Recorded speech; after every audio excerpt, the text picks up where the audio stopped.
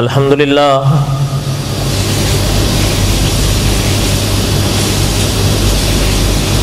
الحمدللہ رب العالمین الصلاة والسلام علی سید الانبیاء والمرسلین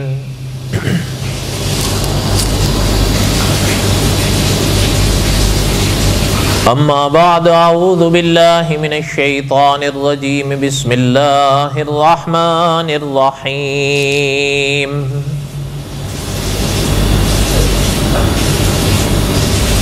نحن نقص علیک احسن القصص بما اوحینا الیک ھذا القرآن وَإِن كُنْتَ مِن قَبْلِهِ لَمِنَ الْغَافِلِينَ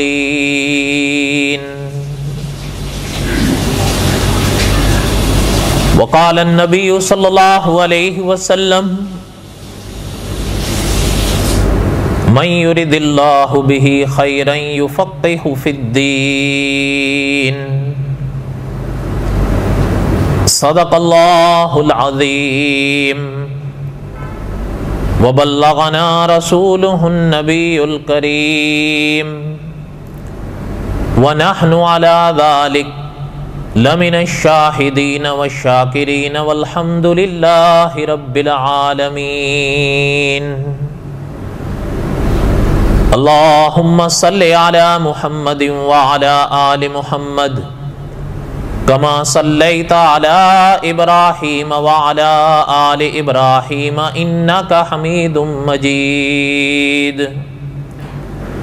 اللهم بارك على محمد وعلى آل محمد كما باركت على إبراهيم وعلى آل إبراهيم إنك حميد مجيد قصص الانبیاء علیہم الصلاۃ والسلام کے اسباق ہم پڑھ رہے تھے۔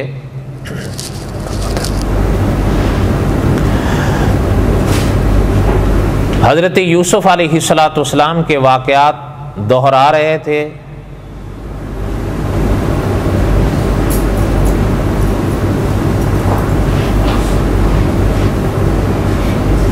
اور یہاں تک ہم پہنچے تھے کہ حضرت یوسف علیہ الصلاۃ والسلام کے پاس ایک شخص نے آ کر بادشاہ کے خواب کا ذکر کیا اور حضرت یوسف علیہ الصلاۃ والسلام نے تعبیر بتائی، تدبیر بھی بتائی اور تبشیر بھی بتائی۔ اور جب بادشاہ کو اس شخص نے واپس جا کر بتایا کہ آپ نے یہ خواب دیکھا تھا، جو اس کی یہ تعبیر انہوں نے دی ہے اور یہ تدبیر دی ہے، تو بادشاہ بڑا متاثر ہوا اور اس نے کہ بادشاہ نے وقال الملک ائتونی بہ، وہ جو شخص تھا نا اس کو کہا کہ جاؤ اور جا کر ان کو میرے پاس لے کر آؤ۔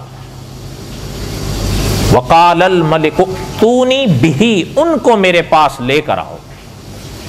اب وہ آیا اور فلما جاءہ الرسول، اللہ نے قرآن پاک میں ارشاد فرمایا کہ جب وہ ایلچی آیا بادشاہ کا حضرت یوسف کے پاس قید خانے میں، تو اس نے کہا کہ مطلب بادشاہ آپ کو بلاتے ہیں۔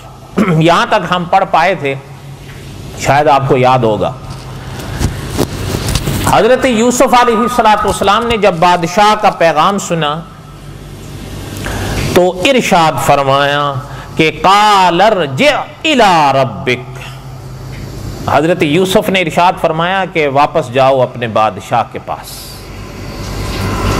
فاسألہ، اور ان سے پوچھو کہ ما بال النسوۃ اللاتی قطعن ایدیہن، ان خواتین کا کیا ماجرا، کیا قصہ ہے جنہوں نے اپنے ہاتھ کاٹے تھے۔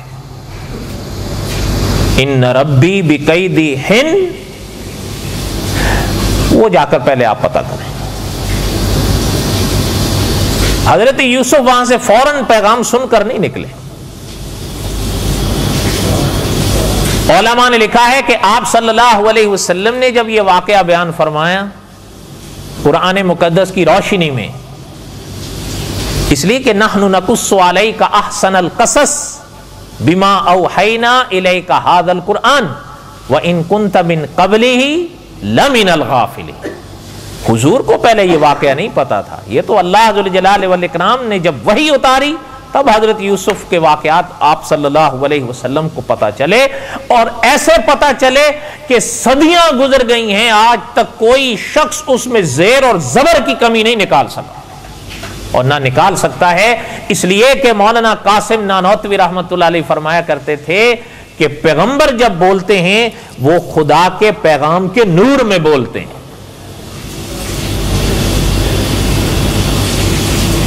فرمایا قال ارجع الی ربک، اپنے بادشاہ کے پاس لوٹ کر جاؤ، فاسألہ، ان سے کہیے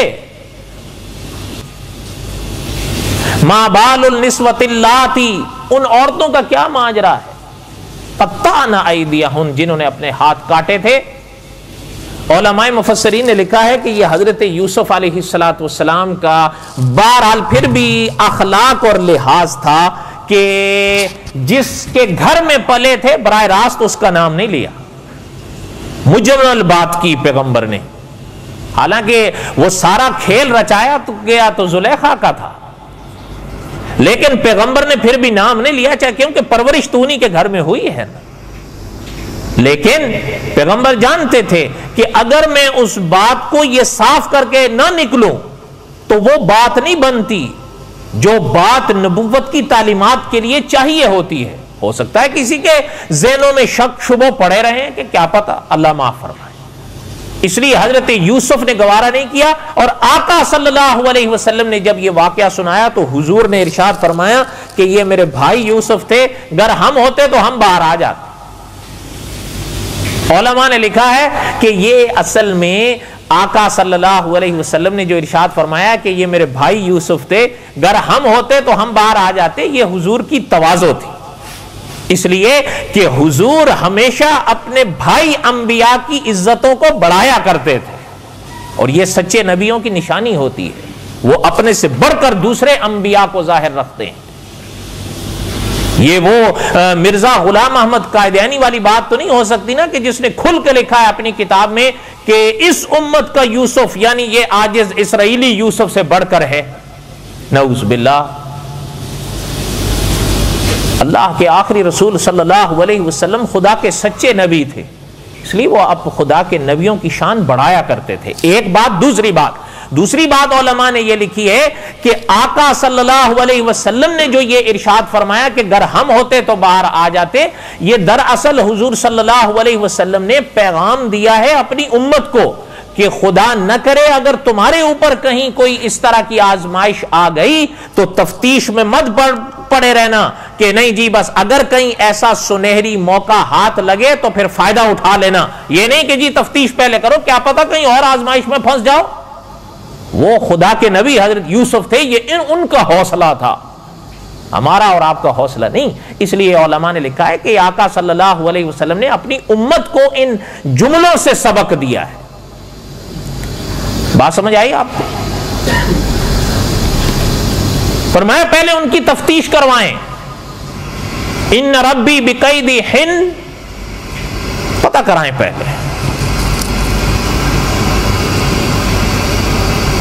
حضرت یوسف علیہ السلام نے باہر آنا اس طرح گوارا نہیں کیا.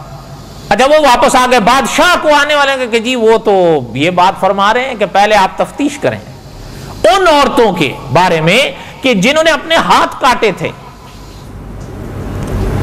بادشاہ نے سنا تو علماء مفسرین نے لکھا ہے کہ بادشاہ نے اب ان تمام عورتوں کو بلایا، قطعن ایدیہن، جنہوں نے ایک تو یہ حرکت کی تھی، اور علماء نے لکھا ہے کہ ساتھ میں اس بادشاہ نے عزیز مصر کی بیوی یعنی زلیخا جو اصل کھلاڑی تھی نا اس کو بھی بلایا.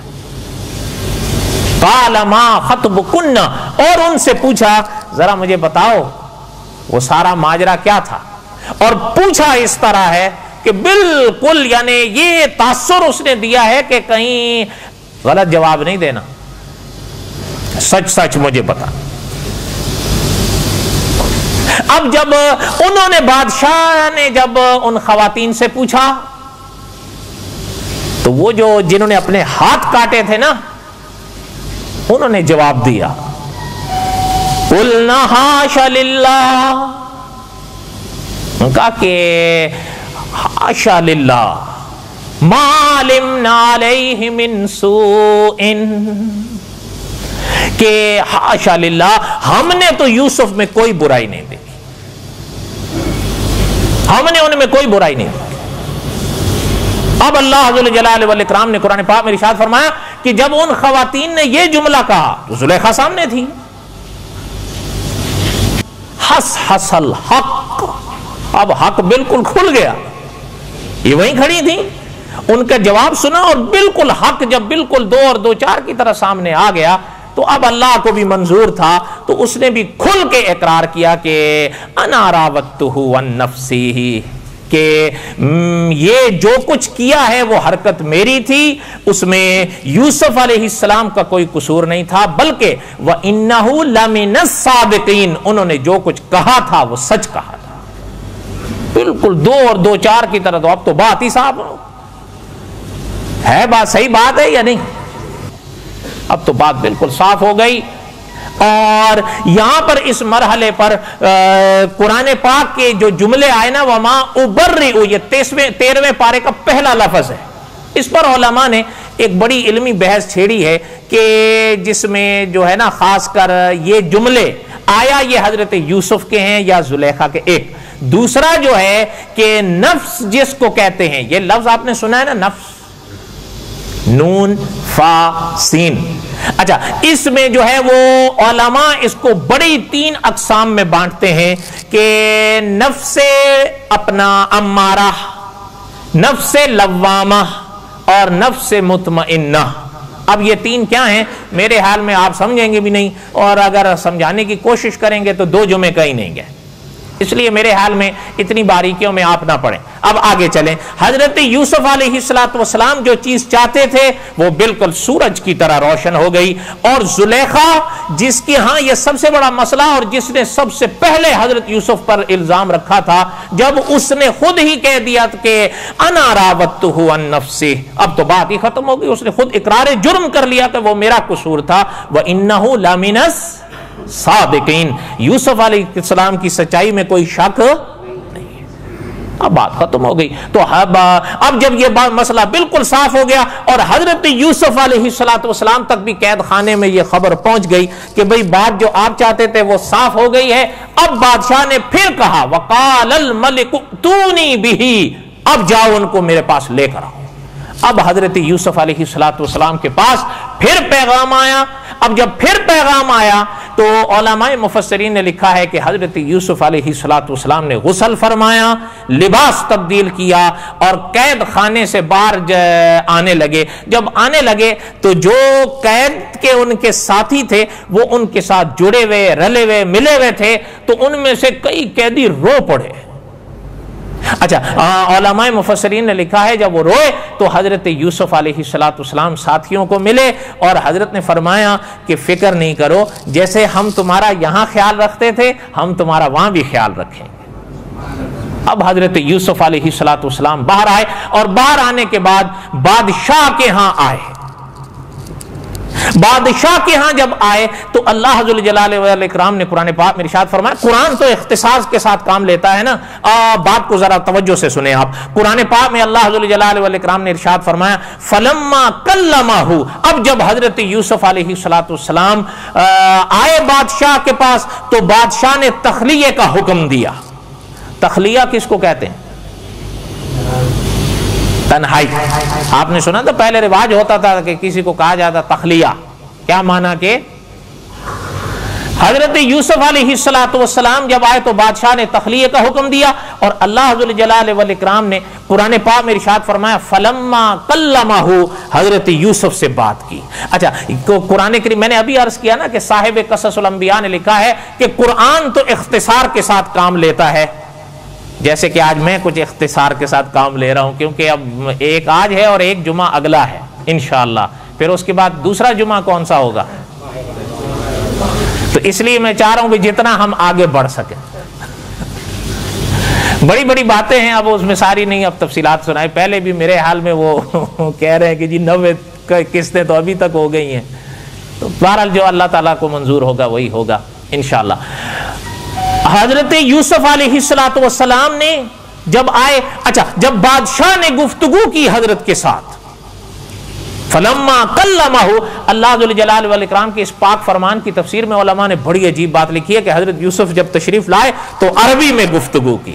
اچھا جب عربی میں گفتگو کی تو بادشاہ کو سمجھ نہ آئے عربی، اور حضرت یوسف عربی نہیں بولیں گے تو کون بولے گا؟ اس لیے کہ اکابر نے لکھا ہے کہ حضرت اسماعیل علیہ السلام یہ وہ پہلی شخصیت ہیں کہ جنہوں نے اپنا اس پاک سلسلے میں عربی میں گفتگو کی، اور عربی میں بھی ایسی کہ فصاحت و بلاغت کی انتہا کو پہنچے ہوئے تھے. تو حضرت یوسف عربی نہیں جانے گا تو کون جانے گا؟ کیوں؟ حضرت اسماعیل حضرت یوسف کے کیا لگتے تھے؟ دادا لگتے تھے نا. حضرت یعقوب حضرت یوسف کے والد تھے، اور حضرت اسحاق حضرت یوسف کے کیا تھے؟ دادا. اور حضرت اسماعیل حضرت اسحاق کے بھائی تھے، تو اس لحاظ سے حضرت اسماعیل بھی حضرت یوسف کے دادا ہوئے یا نا؟ تو حضرت یوسف عربی نہیں بولیں گے تو کون؟ اچھا بادشاہ کو عربی آئے نا. اب جب عربی بادشاہ نہیں سمجھے تو حضرت یوسف نے عبرانی میں گفتگو کی. اچھا اب وہ بادشاہ کو عبرانی بھی نہ آئے، اور حضرت یوسف عبرانی نہیں بولیں گے تو کون بولے گا؟ اس لیے کہ حضرت یعقوب کی خود اپنی زبان عبرانی تھی، اور یہ عبرانی وہ زبان تھی کہ حضرت کرانوی نے لکھا ہے کہ جس میں اللہ نے تورات کو بھیجا تھا. کس کو بھیجا تھا؟ بولو نا. ہاں اب نہیں رہی وہ زبان. عربی آج زندہ زبان ہے، عبرانی نہیں. وہ کہیں بطور زبان کے نہیں بولی جاتی. بہرحال یہ تو ایک دوسرا مسئلہ ہے. کہنے کا مقصد یہ تھا کہ حضرت یوسف علیہ السلام نے عبرانی میں بات کیا، بادشاہ کو عبرانی بھی نہ آئے. بادشاہ نے مصری میں گفتگو کی، تو حضرت یوسف علیہ السلام مصری نہیں بولیں گے تو کیا بولیں گے؟ مصر میں تو پلے تھے. حضرت یوسف علیہ السلام نے جب مصری میں گفتگو کی تو بادشاہ تو دنگ رہ گیا. کہا جی پہلے جو آپ نے 2 زبانیں بولی وہ تو مجھے آتی نہیں. تو آپ کو تو خیر حضرت یوسف تو پلے بڑے وہاں تھے، وہ مصری نہیں جانیں گے تو کون جانیں گے؟ حضرت یوسف علیہ السلام نے جب گفتگو کی تو بادشاہ اتنا متاثر ہوا حضرت یوسف کے کہ حضرت یوسف علیہ السلام سے پہلے بادشاہ نے کہا، ذرا اختصار کے ساتھ خلاصے کے طور پر سنیں، وقت نہیں ہے. حضرت یوسف علیہ السلام سے بادشاہ کہنے لگا کہ میرے خواب کی جو تعبیر آپ نے بھیجی وہ میں نے سن لی ہے، لیکن میں نے اس کی زبان سے سنی تھی، میں آپ کی زبان سے بھی سننا چاہتا ہوں. علماء نے لکھا ہے، شیخ الاسلام مفتی تقی عثمانی صاحب نے بھی لکھا ہے، اور علماء نے بھی لکھا ہے، صاحب قصص الانبیاء بھی لکھتے ہیں کہ حضرت یوسف نے پہلے خواب بتایا، خواب کے ساتھ تعبیر بتائی، لیکن تعبیر سے پہلے حضرت یوسف علیہ السلام نے اس خواب کے کچھ ایسے حصے بادشاہ کو بتائے جو بادشاہ نے خود بھی اس ایلچی کو نہیں بتائے تھے. بادشاہ تو دنگ رہ گئے کہ یہ تو میں نے اس کو بھی نہیں بتائے. تو پیغمبروں کے دلوں پر تو خدائی نور اترتا ہے. صحیح بات ہے یا نہیں؟ حضرت یوسف علیہ السلام نے جب بتایا تو بادشاہ کہنے لگا، اچھا ایک بات یہ مجھے بتائیں کہ یہ سارے خواب آپ نے مجھے خواب بھی بتا دیا، تعبیر بھی بتا دی، اب اس کا حل کیا ہے؟ اس کا حل کیا ہے؟ حضرت یوسف علیہ السلام نے اس کا حل بھی بتایا. حل بتایا تو قرآن پاک کی روشنی میں علماء نے لکھا ہے کہ بادشاہ کہنے لگے حضرت یوسف سے کہ بھئی وہ بات یہ ہے کہ دیکھیں جب خواب آپ نے بتا دیا، تعبیر بھی بتا دی، تدبیر بھی بتا دی، تو اب اس ذمہ داری کو بھی آپ ہی قبول کریں. اب یہ آپ قبول کریں. ہاں رہ گیا وہ نظم جس کا تعلق خزانے سے ہوگا، وہ کون سنبھالے گا؟ لیکن مہربانی کریں، اب یہ میرے بس کا کام نہیں ہے، آپ سنبھالیں. لیکن وہ نظام کس کے سپرد کیا جائے؟ خزانہ، اقتصادیات جس کو کہتے ہیں. اب جب بادشاہ نے یہ بات کہی، قال اجعلنی حضرت یوسف علیہ السلام نے ارشاد فرمایا علی خزائن الارض، اس بادشاہ اس خزانے کے اوپر آپ جو خزانہ ہے نا اس کے اوپر آپ مجھے نگران مقرر کریں. انی حفیظ علیم، ہم حفیظ بھی ہیں علیم بھی ہیں. یہ اچھا، اس آیت پر بڑی بحث ہے، دو کم از کم بحثیں علماء میں چھڑی ہیں. ایک بحث یہ ہے کہ بادشاہ اس وقت کافر تھا، تو کافر بادشاہ کا کوئی عہدہ قبول کرنا جائز ہے یا نہیں، ایک بات. دوسری بات یہ ہے کہ حضرت یوسف علیہ السلام خود عہدہ طلب فرما رہے ہیں، تو پھر خود عہدہ کیسے طلب کرنا جائز ہوگا؟ اس لیے کہ شریعت اسلام حضرت محمد الرسول اللہ صلی اللہ علیہ وسلم کی شریعت کا تو فیصلہ یہ ہے جو عہدہ خود طلب کرے اسے نہ دو. ہاں، حضور کے پاس 3 صحابی آئے، میں پہلے حصہ تو چھوڑ رہا ہوں، اب وقت نہیں ہے اور میرے حال میں اس کی آپ کو ضرورت بھی نہیں ہے. کوئی بادشاہ میرے حال میں آپ لوگوں کو تو عہدہ کم از کم نہیں دے گا، جہاں تک مجھے آپ حضرات سے واسطہ پڑا ہے 7 سالوں میں، اس لیے اس کو تو چھوڑیں. دوسرا کہیں اشکال نہ پیش آ جائے اس لیے اس کو میں رفع کر دیتا ہوں. آپ صلی اللہ علیہ وسلم کے پاس 3 صحابی آئے، ان میں 2 صاحب حضور سے فرمانے لگے کہ آقا آپ ہمیں یمن کے ملک کا عامل بنا دیں، نگران بنا دیں. حضور علیہ السلام نے ان کی بات سنی. جو تیسرے صاحب بیٹھے وہ نہیں بولے، نہ انہوں نے مانگا. حضرت ابو موسیٰ رضی اللہ تعالیٰ انہوں نے نہ مانگا نہ حضور سے بات کہی. حضور نے فرمایا آپ دونوں نے چونکہ مانگ لیا اس لیے ہم آپ کو نہیں دیتے، ہم ان کو دیتے ہیں. اور یہ یاد رکھیں آقا صلی اللہ علیہ وسلم کی حدیث کی شرح میں علماء نے حضور کے فرامین کے روشنی میں لکھا ہے جب کوئی شخص خود عہدہ طلب کرتا ہے تو خدائی مدد ہٹ جاتی ہے، پھر اس شخص کو اپنی طلب کے حوالے کر دیا جاتا ہے کہ اب تم جانو تمہاری طلب جانے. لیکن ایک انسان اگر خواہش نہیں کرتا عہدے کی، ذمہ داری کی، تو حدیث شریف کی روشنی میں علماء نے لکھا ہے کہ قدرتی طور پر غیبی مدد اس کا ساتھ دیتی ہے. آپ کو میری بات سمجھ آ رہی میرے بھائی بہنوں؟ ہاں جی. اس لیے اکابر نے فرمایا کہ اسلام کا مزاج تو یہ ہے، تو پھر حضرت یوسف علیہ السلام نے یہ عہدہ مانگا کیسے؟ قال اجعلنی علی خزائن الارض، خزانے پر آپ مجھے مقرر کریں. علماء نے 2 جواب دیے ہیں، توجہ ہے میری طرف. ایک جواب تو علماء نے یہ دیا ہے کہ بھئی بات یہ ہے وہ شریعت یوسفی تھی علیہ السلام اور یہ مسائل شریعت محمدیہ کے ہیں صلی اللہ علیہ وسلم، اس لیے کسی سوال کو اٹھانے کی ضرورت ہی کیا ہے. حضرت یوسف علیہ السلام کی اپنی شریعت تھی، اس لیے کوئی اشکال پیدا نہیں ہوتا. ایک بات. دوسری بات علماء نے فرمایا یاد رکھیں کہ یہ اس شریعت میں بھی جائز ہے، اس شریعت میں بھی جائز رہا. وہ کیا کہ جب ایک انسان کو نیک نیتی کے ساتھ پورے یقین کے ساتھ یہ گمان غالب یقین حاصل ہو کہ اس عہدے کا میں حق ادا کر سکتا ہوں ورنہ یہ ضائع ہوگا، تو بالکل جائز ہے، تب بھی اب بھی. بات سمجھ آئی؟ یہ کئی صفحات کا خلاصہ ہے جو میں آپ کو 2 لفظوں میں دے دیا ہوں. آپ جتنا مرضی پڑھ جائیں ان 2 سطروں سے باہر آپ نہیں نکل سکیں گے انشاءاللہ. یہ سارا اس کا خلاصہ ہے. اس پر کئی بڑی بڑی ابحاث ہیں، بڑی بڑی کتابیں ہیں، لیکن میں آپ سے جھوٹ نہیں بول رہا ہوں. جتنا بھی آپ پڑھیں گے نا ان 2 لفظوں سے آپ باہر نہیں جا سکو گے. بات سمجھ آئی؟ اس لیے حضرت یوسف نے جو فرمایا بالکل جائز تھا، اور اکابر نے یہ فرمایا ہے کہ یہ بالکل جائز تھا اس لیے کہ آپ ذرا دیکھیں تو صحیح حضرت یوسف صاحب میں کیا فرما رہے، قال اجعلنی علی خزائن الارض، اس پر آپ مجھے مقرر کریں، انی حفیظ علیم، آپ مجھے حفیظ بھی پائیں گے علیم بھی پائیں گے.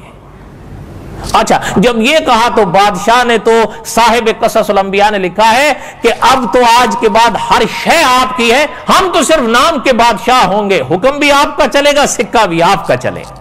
حتیٰ کہ علماء مفسرین نے لکھا ہے بادشاہ اٹھا اپنے تخت سے، حضرت یوسف کے ہاتھ پکڑے تو لا کر اپنے تخت پر حضرت یوسف کو بٹھا دیا اور اپنے سر پہ جو تاج تھا وہ بھی اتار کے حضرت یوسف کے سر پہ رکھ دیا. فرمایا بس اب ہمارا خالی نام ہوگا، اصل کام اور اصل حکم تو اب آپ کا چلے گا۔ اب ذرا دیکھیں کہ کہاں وہ کنواں اور کہاں وہ غلامی کا ایک دور، اور کہاں 7 سالوں کی جیل یا اس سے زیادہ، اور کہاں یہ تخت جس پر حضرت یوسف علیہ السلام آ بیٹھے۔ وہی بات ہے جو میں شب بارات کی رات یہاں عرض کر رہا تھا کہ مولانا نور الحسن بخاری رحمۃ اللہ علیہ نے لکھا ہے کہ آپ اور ہم کیا ہیں جو کوئی کام ہم سے ہوگا، کیا فائدہ فکر بیش و کم سے ہوگا، جو کچھ ہوا ہے کرم سے اس کے، جو کچھ ہوگا اس کے کرم سے ہوگا۔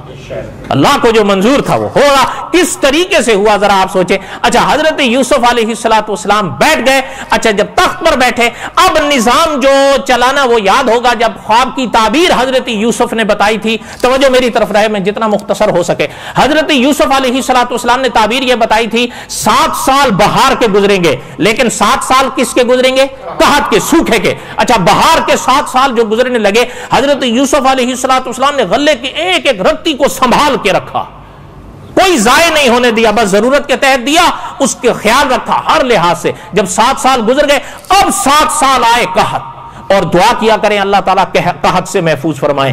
آپ کو شاید یاد ہوگا، یقیناً یاد ہونا چاہیے، سن 1945 اور 46 کے درمیان میں بنگال میں ایک قحط پڑا تھا۔ یہ اللہ معاف فرمائے ایک بڑی چیز ہوتی ہے، 90,000 لوگ اس قحط میں مرے تھے بھوکے، بڑی ایک عجیب وہ چیز ہوتی ہے۔ اور شاید آپ نے ایک نام سنا ہو اپنا ابن بطوطہ، سنے ابن بطوطہ، یہ 8ویں صدی میں ہوئے اور یہ بہت بڑے سیاح تھے اپنے زمانے کے، یعنی آج کل تو آپ یہاں چلے گئے وہاں چلے گئے وہاں سے یہاں آ جائے یہ تو کوئی ایسی بات نہیں، اب تو جہازوں کا دور ہے، لیکن یہ وہ زمانہ تھا جب زیادہ تر پر انحصار ہوتا تھا۔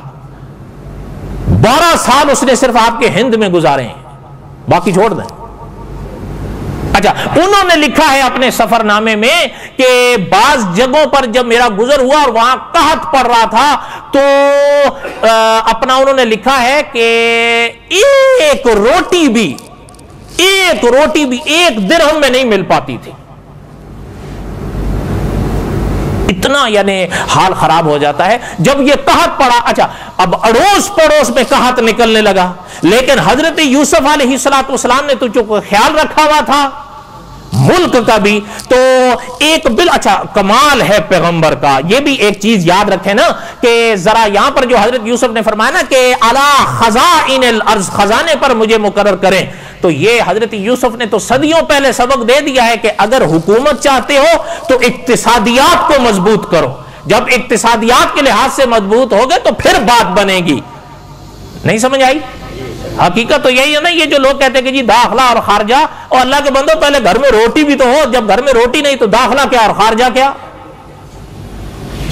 میں غلط کہہ رہا ہوں؟ خیر میں تو کوئی سیاسی آدمی نہیں ہوں، نہ ہم سیاسیات پہ بولنے والے ہیں، لیکن اتنے آپ تو مجھ سے بہتر سمجھ سکتے ہیں۔ یہ جو کہتے ہیں داخلہ اور خارجہ، اللہ کے بندو گھر میں روٹی نہیں، داخلہ کیا خارجہ کیا؟ میں غلط کہہ رہا ہوں؟ آپ بتاؤ۔ حضرت یوسف صدیوں پہلے یہ سبق دے گئے کہ اعلی خزائن الارض، اگر طاقت چاہتے ہو تو خزانہ مضبوط، گھر کو مضبوط ہے، گھر میں روٹی تو ہو۔ حضرت یوسف علیہ السلام نے قیمت مقرر کر دی اپنے ملک کے بازار میں۔ حضرت نے فرمایا کوئی تاجر اس قیمت سے اوپر اپنی قیمت کو لے کے نہ جائے۔ کیوں؟ ان کو پتا تھا کھانا پینا نہیں مل رہا ہے، قحط پڑ رہا ہے، تو یہ تاجر قیمت کو اوپر نہ بڑھا دیں، اس لیے حضرت نے پابندی لگا دی۔ کیا لگائی؟ لیکن خود اپنے خزانے کا منہ پیغمبر نے کھولا ہے، اپنے ملک کے لیے اتنا مضبوط کر دیا اقتصادیات کو حضرت یوسف نے کہ اپنے ملک والوں کو بڑی رعایت قیمت پہ اناج دیتے تھے۔ اور ہوا یہ کہ نہ صرف اپنے ملک والوں کو بلکہ حضرت نے اعلان فرما دیا کہ جو اڑوس پڑوس کے ملک سے لوگ آئیں ان کو بھی اناج ہم دیں گے، لیکن شرط یہ ہوگی ایک شخص آئے گا تو 1 بوری دیں گے، یہ نہیں ہے کہ اگر ایک آئے تو 10 لوگوں کا لے جا، نہ، اور قیمت اس کی بھی بس میعاد کے لحاظ سے ہوگی۔ سمجھ آئی؟ اچھا اب جب یہ قحط نکلا تو جا لگا کنان، جہاں حضرت یعقوب تھے، اور حضرت یعقوب کون ہیں؟ حضرت یوسف کے والد ہیں۔